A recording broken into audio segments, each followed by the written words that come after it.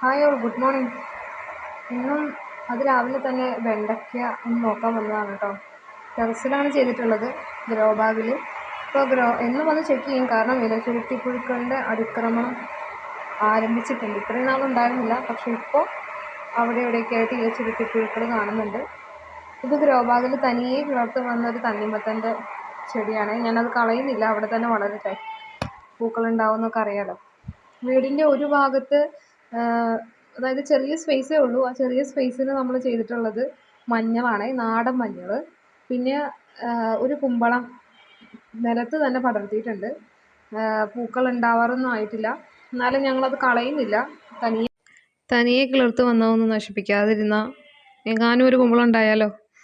കൂടുതലും നമ്മൾ മഞ്ഞളിൽ ചെയ്തിട്ടുള്ളത് ആട്ടിൻകാഷ്ടവും അതുപോലെ ചാരം അതൊക്കെയാണ് ഇട്ട് കൊടുത്തിട്ടുള്ളത്. ഇതിനിടയ്ക്ക് 1-2 ഇഞ്ചിയും കൂടിയുണ്ട് കേട്ടോ. കുറച്ച് വർഷങ്ങളായിട്ട് ഇപ്പോൾ നമ്മൾ തന്നെയാണ് മഞ്ഞൾ പൊടിക്കുന്നത്. നല്ല അടിപൊളി മഞ്ഞൾ നമുക്ക് കിട്ടും. പിന്നെ ഒരു വെറൈറ്റി നമുക്ക് കയ്യിൽ കിട്ടിയത് വാളോരങ്ങയാണ്. ഞാൻ ആദ്യമായിട്ടാണ് ഈ സീഡ് കാണുന്നത്. നല്ല വലിപ്പമുള്ള ഒരു പയർ വിത്തിനം പോലെ തന്നെ തോന്നി.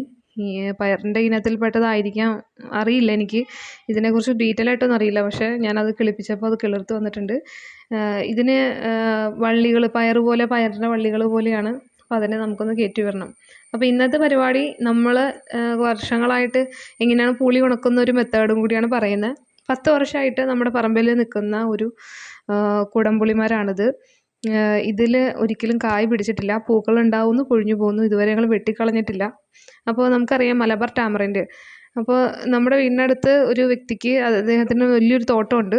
അപ്പോൾ അവിടെ നിന്ന് നമ്മൾ വില കൊടുത്ത് വാങ്ങിച്ചതാണ്. 1 കിലോ 17 രൂപയ്ക്ക് ഒരു 15 കിലോയോളം നമ്മൾ വാങ്ങിച്ചിട്ടുണ്ട്. അപ്പോൾ അത് കിട്ടിയ പാടെ നമ്മൾ ആദ്യം ഒന്ന് കഴുകി വൃത്തിയാക്കണം. നല്ല രീതിയിൽ മണ്ണും കാര്യങ്ങളൊക്കെ ഉണ്ടാവും. പറിച്ചെടുക്കുന്നതല്ല, മരത്തിന് താഴെ പൊഴിഞ്ഞ് താഴെ വീഴുന്നതാണ്. അത്ര ഹൈറ്റിലാണ് മരങ്ങളൊക്കെ നിൽക്കുന്നത്. അപ്പം അവർ നമുക്ക് പറക്കി വച്ചിട്ടുണ്ടാവും, നമ്മൾ ആവശ്യം പോലെ പോയി വാങ്ങാം അങ്ങനെയാണ്. അപ്പോൾ നമ്മളതിനെ എല്ലാം വൃത്തിയാക്കി കഴുകി ഒരു പീസാക്കി മുറിച്ച് വച്ചിട്ടുണ്ട്. അപ്പോഴേക്കും നല്ല മഴയാണ്. ഇന്നെന്തായാലും നമുക്ക് വെയിലത്ത് വയ്ക്കൽ നടക്കില്ല. അപ്പോൾ നമ്മൾ അടുപ്പിലാണ് വയ്ക്കുന്നത്. അടുപ്പ് കത്തിച്ച് പുകയിട്ട് വയ്ക്കുകയാണ്.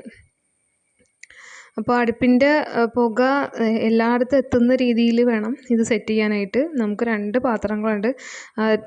അതിലായിട്ട് നമ്മൾ നിരത്തേക്കാണ്. നമ്മൾ തൽക്കാലം ഈർക്കിളിൽ കോർക്കുന്നില്ല, ഇങ്ങനെ തന്നെ വയ്ക്കുകയാണ്.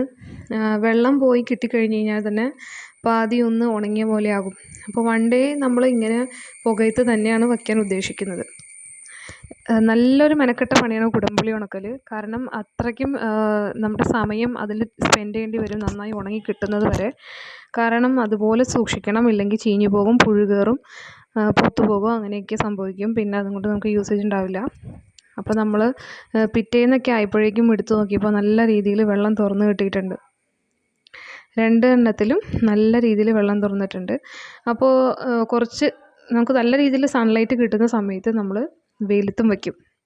ഈ കുടംപുളി ഉണങ്ങി വരുമ്പോൾ ഈ 15 കിലോയൊന്നും ഉണ്ടാവില്ല കേട്ടോ.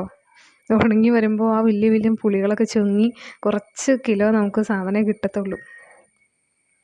കണ്ടോ, ഇപ്പോൾ ഒരു 20 ദിവസം കഴിഞ്ഞപ്പോൾ ഇങ്ങനെയായിട്ട് കിട്ടിയിട്ടുണ്ട്. നന്നായിട്ട് കറുത്തിട്ടില്ല. ഇനിയും നമുക്ക് ഉണക്കണം, ഇനി നന്നായിട്ട് ഉണക്കണം. അപ്പോൾ ഒരു തകിടിൽ വെച്ചിട്ടാണ് വെയിലത്ത് നമ്മളിത് ഉണക്കാൻ വെച്ചിട്ടുള്ളത്. വെയിലുള്ളപ്പോൾ മാക്സിമം വെയിലത്ത് തന്നെ വയ്ക്കുകയാണ് ചെയ്യാറ്. വെയിലില്ലാത്ത ദിവസങ്ങളിൽ നമ്മൾ മഴയത്തുമാണ് വയ്ക്കുന്നത്. ഒരു 25 ഡേയ്സ് കഴിഞ്ഞിട്ടുള്ള ഒരു ലുക്ക് എന്ന് പറയുന്നത് ഇതാണ്. കുടംപുളിയുടെ നല്ല കറുത്ത് വന്നിട്ടുണ്ട്, നന്നായിട്ട് ഉണങ്ങിയിട്ടുണ്ട്. ഇതിന് പിന്നിൽ കുറേ ദിവസത്തെ ശ്രമങ്ങളുണ്ട്. പെട്ടെന്നൊന്നും ഇങ്ങനെയായി കിട്ടില്ല, കുറേ കഷ്ടപ്പാടുണ്ടെന്ന് തന്നെ പറയാം.